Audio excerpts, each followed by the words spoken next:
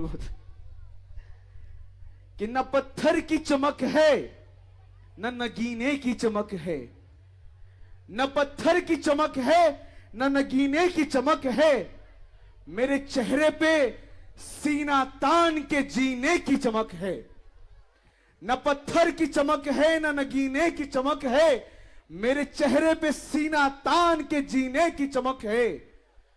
और पुरखों से विरासत में हमें कुछ ना मिला, पुरखों से विरासत में हमें कुछ ना मिला, जो दिख रही है वो खून पसीने की चमक है, जो दिख रही है वो खून पसीने की चमक है। कम से कम मंच के कलाकार तो जोरदार ताली बजाएं ताकि ऊर्जा हमको मिलती रहे। तो आइए, आशीष तैयार है?